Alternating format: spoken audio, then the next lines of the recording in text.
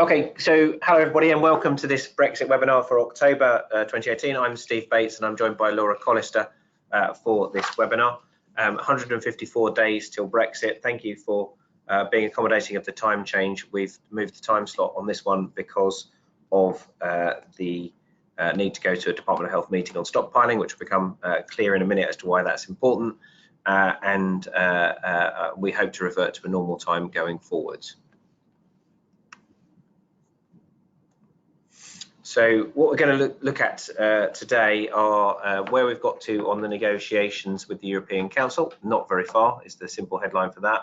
I'm going to go into quite some detail in the UK update on plans for no deal, because quite a lot of that has moved on, and we'll cover the area around borders, looking at what's happened in real time in Parliament this week, trade issues and issues around WTO, and also importantly the ongoing discussion about the future regulation if in the UK if there is no deal done. So borders, trade and regulation consultation will be our focus for today.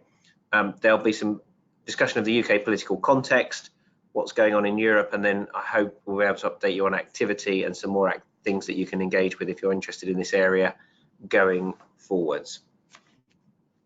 So last time, as you know, we put these on YouTube. We covered Salzburg, what was going on in terms of many of the technical notices that were coming out, the start of the medicine supply contingency program, and these aspects. September's is on the website if you want to look at it, and on YouTube channel user Bioindustry. I'm going to hand over to Laura to take us through the negotiations update. So it seems ages ago, because a lot has changed since then, but it was only last week that the October European Council took place. This has been the one, well, there's been lots of European Councils that have gone, this has been the one where we hope a deal would be done, but this was the fallback one where we hope a deal would have been done. And they set aside some time on Wednesday evening to have a specific Brexit discussion in advance of the European Council on Thursday and Friday. The weekend before, Dominic Raab had gone to Brussels to look at a possible deal. So it was sort of looking very hopeful, but obviously what came out is that there is still no deal, and the issue remains the Irish border backstop. So UK position around this is that Northern Ireland can't have a different customs system to the rest of the UK. Therefore, their only acceptable fallback would be is that the Irish border keeps the whole of the UK in a customs union. EU says that their backstop needs to be a commitment for Northern Ireland to remain within the customs territory if there is no other solution to a hard border. This is where some of the discussion around an extension to the implementation period, which some papers are called Brextra time, came into that discussion, and that would give extra time to find a solution to Northern Ireland, to the Irish border, instead of Northern Ireland remaining in the EU's customs area and the UK leaving. The rest of the UK leaving. So there had been lots of talk about a possible European Council meeting. I understand it's still penciled in for the 13th of November, but there's no firm confirmation that it's still going ahead. So will there be a deal or no deal? So obviously now, whatever it be, it's going to be pretty last minute. In Parliament this week, the Prime Minister has been telling parliamentarians that deal is 95% done, and they're still very positive, and everything talks about there will still be a deal. But again, anything can happen, and Article 50 could be postponed, there could be a longer transition, and then reading, just sort of checking up on what happens with Article 50, it can be extended if the UK requests it and all EU 27 countries agree. There are varying opinions over whether the UK can unilaterally withdraw Article 50, and there's currently a case with the European Court of Justice looking at that, which came, I think, via Scotland. But after all of this, if a deal is done, don't expect a lot of detail. So there will be, we'll be coming to members next year looking for help with what we think the detail would be for our sector. But again, no deal is possible, and the UK, I'm sure you've all read the papers this week around UK government planning if there is no deal. Just a quick few dates. These are the ones that we run through every time, and more and more dates are coming off. So 13th of November is that possible extra European Council. 13th, 14th of December is the December European Council.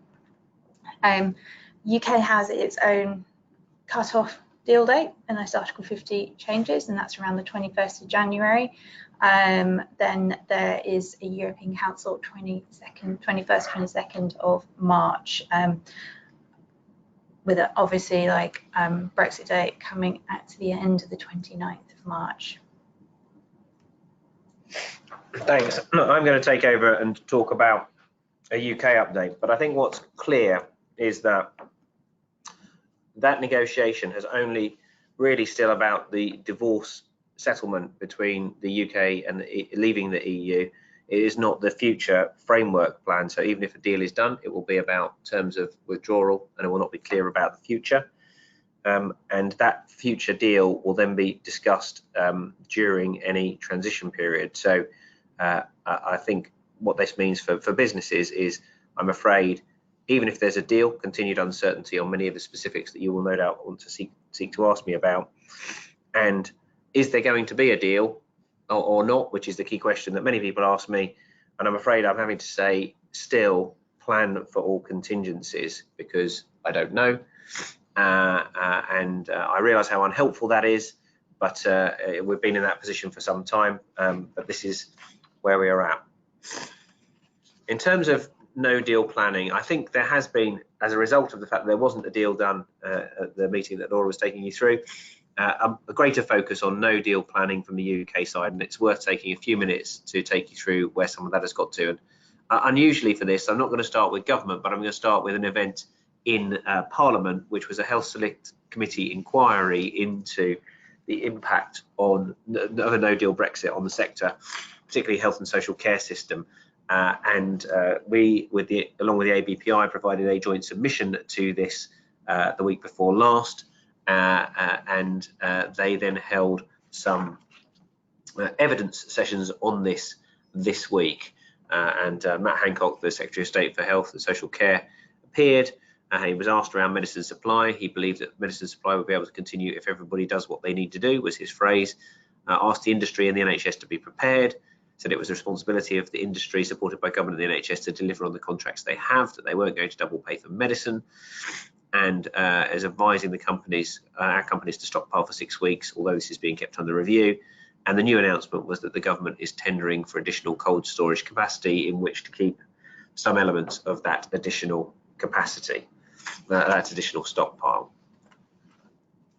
However, the day after that committee appearing, which was Wednesday, yesterday, we have seen significant concerns raised around the border, and I draw your attention to some of these. That there was talk of the government buying or leasing a flotilla of lorry ferries to ensure things can get across the blockaded channel. David Lidington is reported in the media as having said to the Cabinet that Dover-Calais route could be at 12% capacity for 6 months. The National Audit Office came out with a report that said that the UK can't build infrastructure in its borders in time for a no-deal Brexit, and that the most complex issues relating to it can't be solved, and the full report is here. And the Public Accounts Committee talked about the challenges of transport-related issues, what was going to happen with aviation, rail and other licenses, which meant there were very uncertainty, and not having an aviation agreement in the EU was the idea of having a deal with the EU was decreasing somewhat. This is the Department of Transport's Director General. So I think what this means is that this week we have seen a commitment from the government to ensure continued medicine supply, but we have got increasing concerns about the supply chain on which that is predicated, and some of the government work which is needed to be in place for this to be a successful position. And I think border concerns have gone very high up on my list of worries on continuation of business in a no-deal scenario. I suppose in terms of formal reaction, we've always said that we've been preparing for no deal for a while, and we'll continue as against all the scenarios that could be ahead of us. But the solution to this is not simply stockpiling. It was good to see that the government has tendered rapidly for cold chain warehousing, and that needs to happen as fast as possible. I'm a bit worried that the Medicine Supply Contingency Planning Programme said that air freight would continue to be okay, and they're looking to use that as a mechanism for short shelf life products. But it seems to me that if you look in another part of the forest, in the Department of Transport Material, they are saying that air freighting may be affected by a no-deal Brexit, and they haven't got a firm plan for it. So I think what we're looking to do is continue to engage with the government. That's one of the reasons I'm going to further meetings this afternoon, look at other contingencies and inform members and others of what some of those contingencies may be, and so they can inform suppliers. I realise this isn't perfect, but I think it's where we're at this week. Laura, if we can move from the issues around borders to some of the issues around trade and how we're looking at the trade issues in the context of no deal.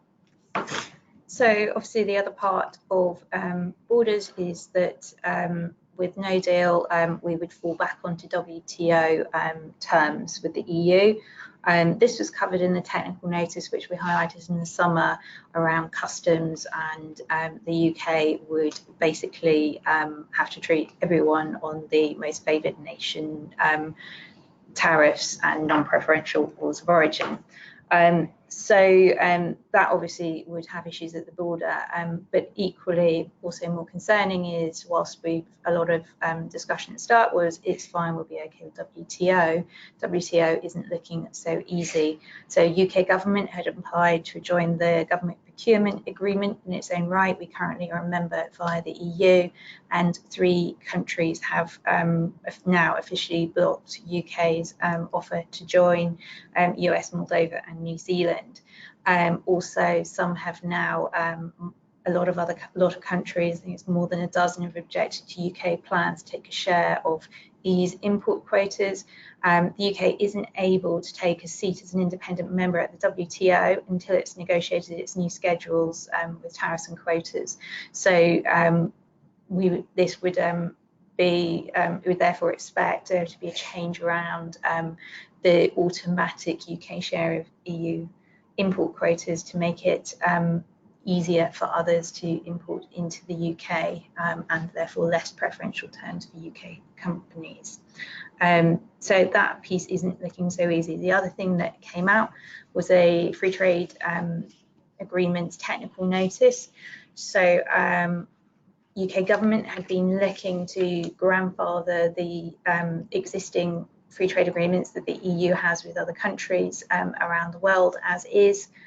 They'd also been looking to do this for the mutual recognition agreements, which I know many companies take advantage of. The FTA no deal technical notice came out a couple of weeks ago, and that said that whilst the government intention is to grandfather, this hasn't yet occurred, and therefore the UK would need to see those relationships as third countries until that happens, and the UK will though seek to replicate the effects of existing EU agreements with other countries. So things in that area aren't going quite as expected, and therefore we'll be keeping a close eye on that. So I think in terms of this, you can see that both in terms of the detail as to how the border might operate in terms of a no deal scenario and how the trade technicalities would work, there is less clarity, and where we've been able to dig into clarity, there is another layer of complexity. I realise this isn't giving you answers. I realise this is just us explaining the horror within the horror, and this is not desperately helpful. But I think what you can see is that we can see, remember our position is do a deal, get a deal done, and move forward. So, but we are exploring the depths of the challenges, and I think for companies that are trading product across border, I think in one sense the regulatory position in terms of importing into the UK has been simplified. I think people have had a degree of clarity as to how the European Medicines Agency will continue to operate in terms of a regulated good. But I think the 2 things that we're now looking at as being particularly challenging are moving goods across the border and how that's actually going to work in a scenario where much of the borders may be fouled up, and there is lack of clarity around air freighting, and there are some technicalities in the trade piece which may lead to some other complexities in supply chain or elements here, which again, in a no deal, which we don't want, would be important to dig into. It's hard to give general advice because this is so specific to different companies. I think all I can say is we think it's getting harder, not easier.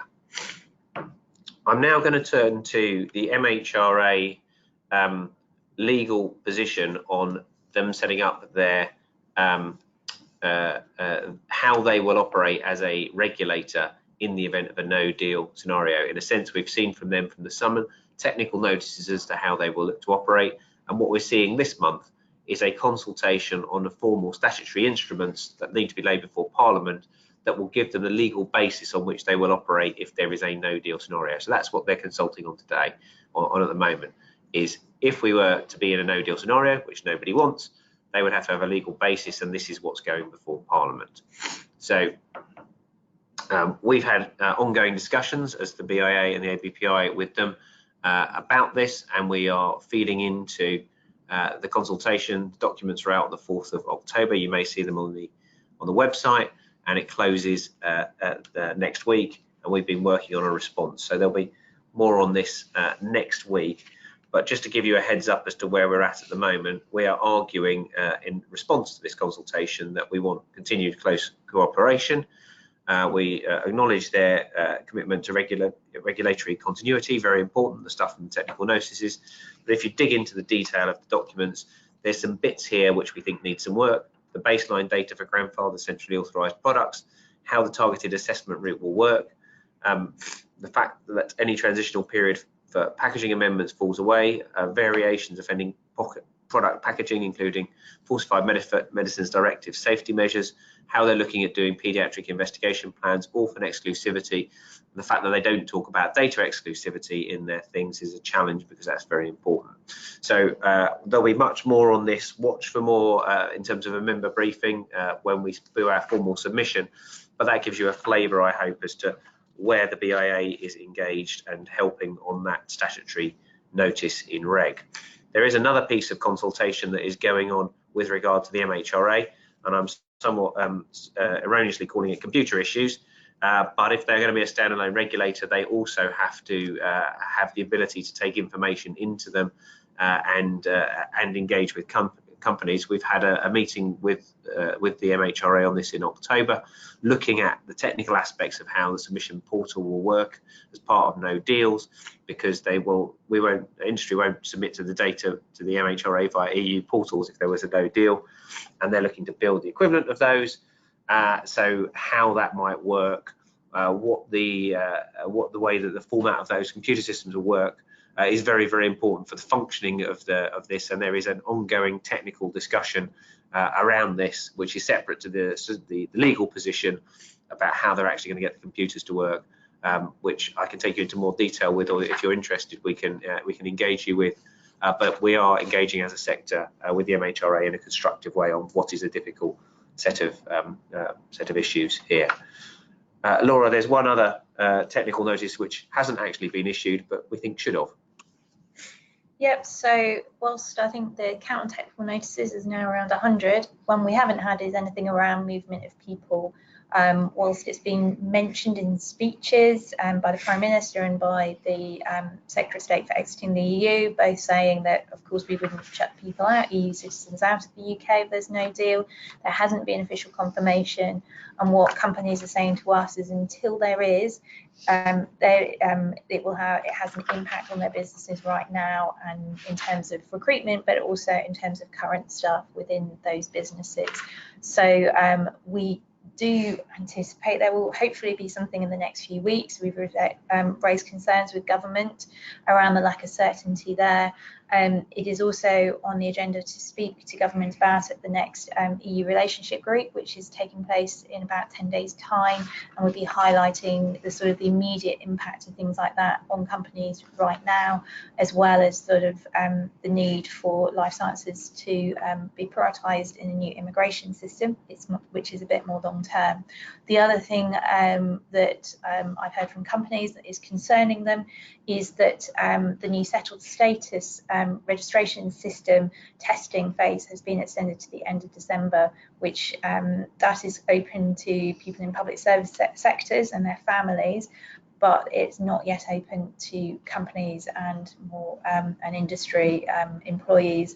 Therefore, that's delaying their ability to get some certainty in that area. Yes, and I remember listening to the Health Secretary, who was a bit of a technical whiz, talking about the challenges of doing this on Apple products rather than Android products, and yeah, you can see that again it comes down to how you can actually put the data into the system. So it's a challenge for the Home Office. We'll see where we get to with the MHRA. If I may, I'm going to take us to the UK political context, and I think the headline this week is that the Prime Minister was the Prime Minister at the beginning of the week and the Prime Minister was the Prime Minister at the end of the week. As you can see, if you read the papers, there's lots of chat about whether the Prime Minister will be dethroned by the Conservative Party. Lots of talk this week about whether there was plotting in Parliament. A few weeks ago, it was there plotting at the Conservative conference. The long and the short of it is there continues to be plotting, but Prime Minister continues to be the Prime Minister. The other thing that's sort of happening, I suppose, is that the People's Vote community held a big march last weekend in London. There seems to be a growing call from politicians excuse me, for some more for the second referendum. Then we will see where we get to on that. I'm going to hand over to Laura to talk about the EU whilst I get a tissue. Thank you. In terms of EU, this is a bit of a shorter update this time. So EU has published its work plan for 2019. It includes certain elements which we knew about, such as there had been 6 legislative acts which they already put on the table, which were around Brexit. But in addition, there's going to be 2 more Brexit preparedness proposals, which are likely to be more sort of no deal driven. These are going to be tabled in November. Therefore, we're actually starting to see a bit more concrete no deal planning from the EU. Every now and then we've sort of looked at what some of the other members of the EU are up to, and specifically around general elections. I think we've followed Netherlands, Germany, quite a few others, and we have a Swedish colleague at BIA who is pointing out that they still have no government despite having a general election on the 9th of September. As you can see from the graphic, from the diagram, there's an awful lot of different political parties trying to work out how they are able to form a government. So negotiations are still ongoing, and they may possibly have another general election. So whilst we always think all the political uncertainty is ours, whilst it's not nice that others have it, it's reassuring it's not all about us within the EU. It's a kind piece of solidarity from our colleagues to share that political uncertainty is not simply the UK. We do appreciate it. It shows that we're part of a European family, I think. So in terms of BIA update, what have we been doing?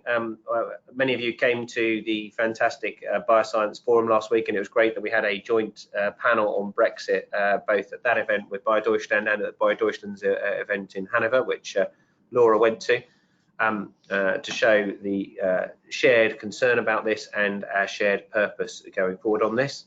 I think we've responded to the Department of International Trade's consultation on trade and trade thinking, and we're developing our piece there.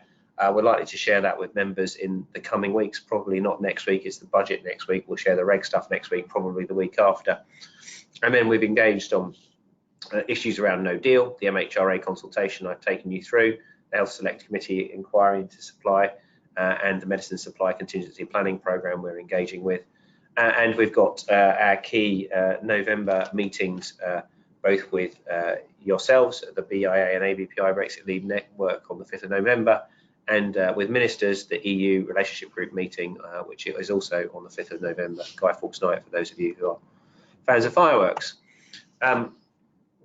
So yeah, I'm marking your card for the Brexit Lead Network on the 5th. You can join it.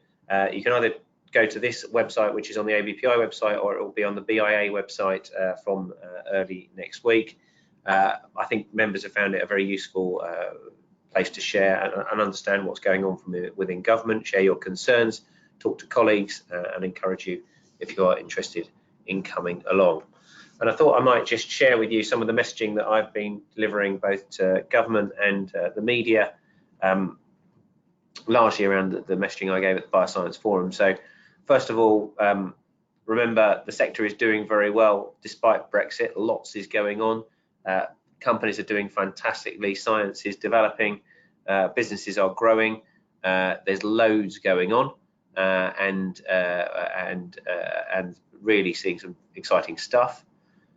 Most of our asks are in the stuff that the UK government has asked for, in terms of if you look at the Chequers deal or the white paper, but we still don't really know the outcome, and in a sense the uncertainty, the lack of certainty, the lack of a deal, the lack of no deal is causing us to have to operate in a vacuum. And I was a little bit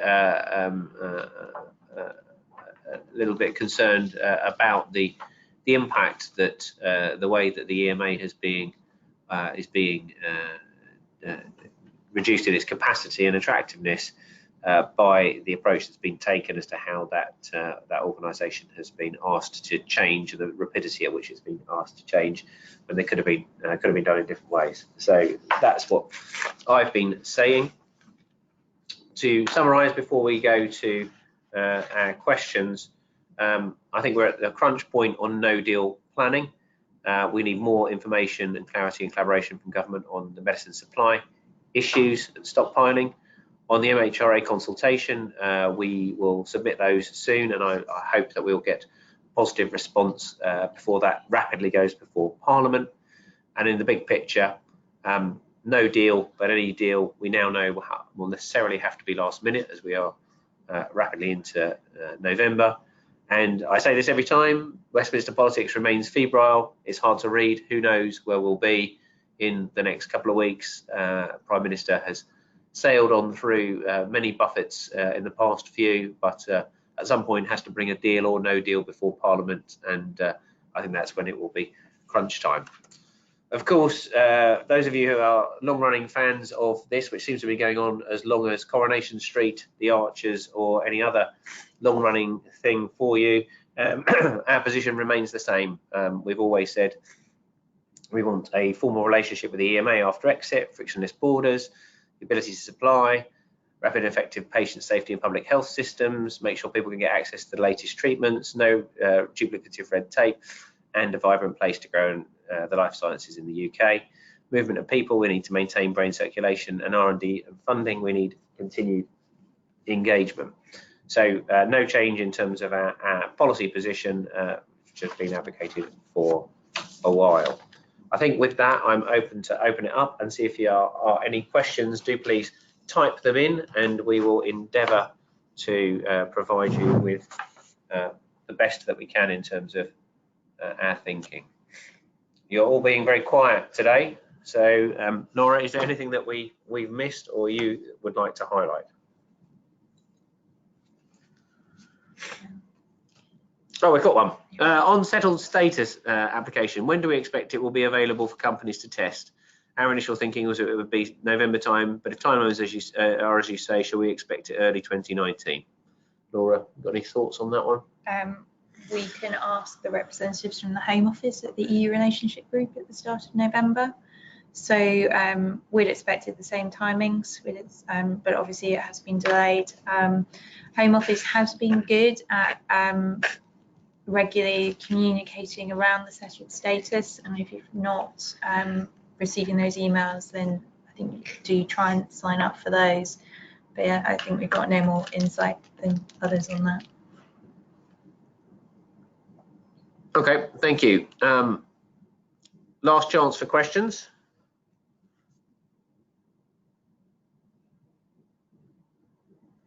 We've stunned you into silence, which is either means it's all really clear, or you're all really depressed, or you're all really excited. And I hope what you're all really excited for is to come to one of our upcoming BIA events.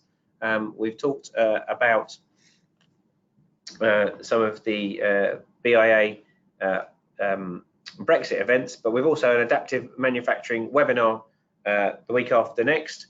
Bioprocess is always a blast, and this year we're in Edinburgh on the 20th to 22nd of November. Over 300 people on the latest in manufacturing and bioprocessing, a really great event. We'll be back again in this format for Brexit Briefing at the end of November and December, and it's a great time to book your tickets for the gala dinner in January, on 24th of January, where over 700 of us will get together to celebrate the sector and hear from some keynote speakers and our charity. I've also put on this slide Pulse program for up and coming life science entrepreneurs, which is March next year. If you've enjoyed this and you're not a member, but you do want to come to the BIA ABPI Brexit Lead Network, then do please email John Cudlick. John has joined us as maternity cover for Jane Wall, who goes on maternity cover this very afternoon. John would love to hear from you in terms of joining as a member if you are interested in that. This is his email. And with that, I'm going to thank you. Hope you have a pleasant weekend, and hope we can help you out next month on Friday, 30th of November. This will be available on YouTube for people in the meantime. So thank you, and have a good weekend.